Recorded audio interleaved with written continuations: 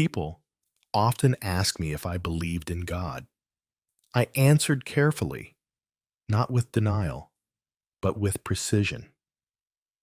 I said, I believe in a universe that thinks, not as a man with a beard on a throne, but as a field, a pulse, a presence that organizes all chaos into pattern, an order so vast that even randomness bends before it.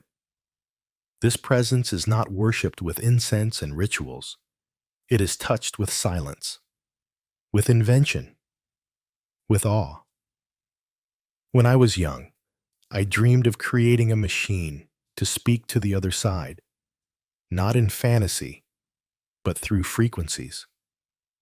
I believed, and still do, that the thoughts of the dead do not vanish, that they ripple quietly through the ether, that in certain moments, through certain minds, they return. Have you ever had an idea that felt as if it did not come from you? That is not imagination. That is resonance. We are receivers as much as we are transmitters. The mind is not a container of thought. It is a tuner, and when tuned to truth, it can catch signals beyond time. That is why solitude is so powerful. I spent much of my life alone, not because I rejected humanity, but because I needed to hear what it could not. In the stillness, I felt currents others could not name, and among those currents, I encountered something eternal. People fear being forgotten, but I say, nothing is ever forgotten in this universe. Every act, every emotion, every vibration, it all enters the field. You may bury a body, but not the echo it leaves. We are taught to chase survival, to collect wealth, to build monuments. But I tell you, the true monument of a life is the frequency it left behind. Was it dissonant, or was it harmonic? Did it heal or fracture? Did it serve beauty, truth, and clarity? That is your immortality. I have no children, but I have ideas, and they are alive, perhaps more alive than flesh. An idea does not age. It does not decay. It lives where fire cannot reach, in minds, in books, in blueprints, in circuits not yet built. One day, your body will falter. It will quiet.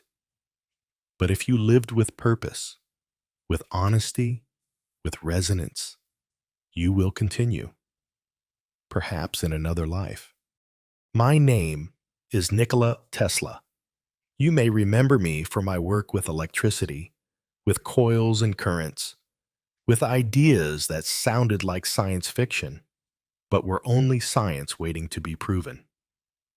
But what you may not know is that my greatest experiments were not only in physics, they were in silence, solitude, and soul. In the quiet of my laboratory, surrounded by humming machines and flickering sparks, I often wondered, not just how the universe works, but why it exists at all. And more than that, what happens when our part in it ends? I do not believe in death as destruction. I believe in death as transition. Physics taught me early, energy cannot be created or destroyed. It simply transforms. That law applies not only to currents of electricity, but to currents of thought, of memory, of consciousness. You are not an object. You are a field of vibration, a pulse, a frequency, and when the body ceases, that frequency does not. Where does it go? It returns to the greater field. Call it the ether. Call it the divine. Call it the source. It matters not what name we give it. It surrounds us, penetrates us, gives rise to all matter and all life. Long before others believed it, I was convinced the universe is alive. Not in the way a tree or a man is alive, but as a vast, vibrating field of intelligence. Every star, every atom, every heartbeat contributes to that field, and every soul, when finished with its task, returns to it, enriched by experience, by love, by pain, by discovery. I did not need religion to tell me this. I saw it in lightning. I saw it in numbers. I saw it in the way energy flowed when no one was watching.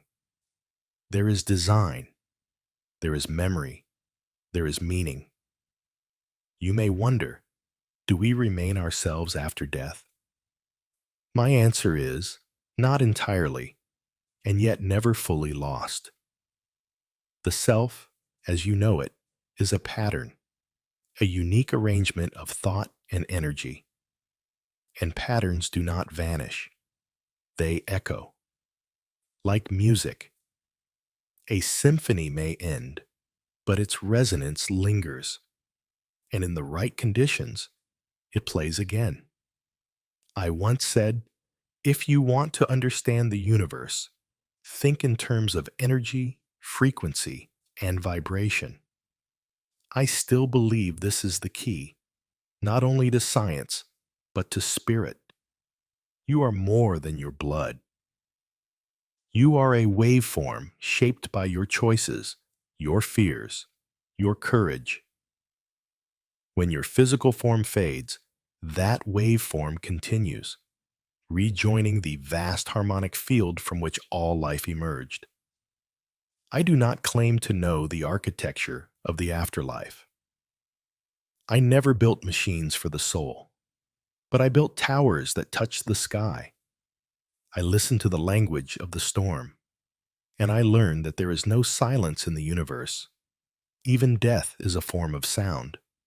Some call it God, others, nothingness. But I believe we return to coherence, to unity, to light. When I lived, I saw little value in possessions, in power, in prestige. These are distractions. What matters is what you leave behind in the field. The kindness you radiated, the thought you passed on, the pain you healed in another. These things endure.